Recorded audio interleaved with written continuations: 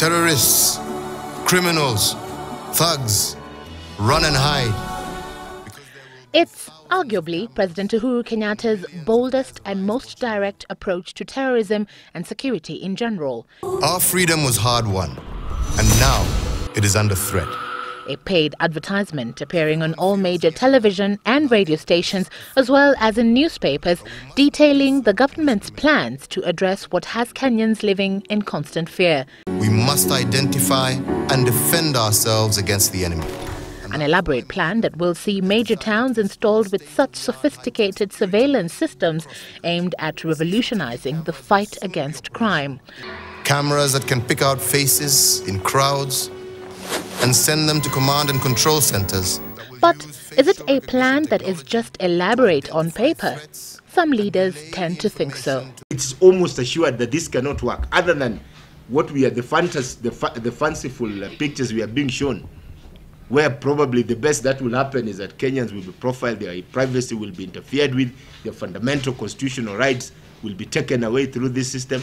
Safaricom is a telecommunications company contracted for the installation of the planned 1,800 cameras at a cost of 15 billion shillings, and that in the first phase will be installed in strategic locations in Nairobi and Mombasa, a choice that seems to be the beginning of contention over the project. Safaricom license has been delayed because of this, the Communications Authority of Kenya insisting that they must meet the minimum requirements of the quality of service. Why are we entrusting them to this thing when they're already struggling on the other end? This is what we are saying, but we are not in any way trying to place roadblocks. We are entrusting a private commercial company with security equipment of a country. What safeguards are there that this private company is going to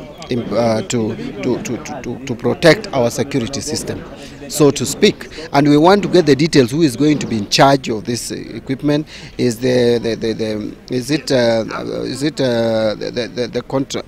a contract? Is the company a contractor? Or is he just supplying the document to us? Is he going to maintain the document? I mean the equipment?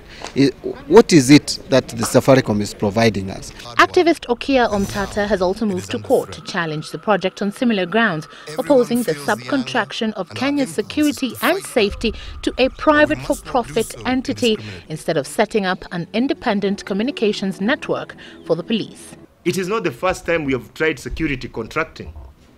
Most of the problems in Anglo-leasing, which is affecting you, me, and our children, and will affect our children and our children's children, came in the name of security contracting. Why are we now saying that instead of going about this thing properly, going through the processes as required by law, why are we casting aside the law when we can go through the law and get something done? Why are we, like Honorable Mbadi said, the rules of public procurement, openness and transparency? Where is the openness and transparency in all this? Because from the way, I've not heard a word from the cabinet secretary in charge of ICT. That, in my view, on a matter as strategic as this, that, in my view, would only mean that even him is not aware of what is going on. So is the new integrated public safety communications and surveillance system expected to be ready in 6 months, be the much-needed mechanism in the war on terror? Evelyn Wambui, Citizen Business Center.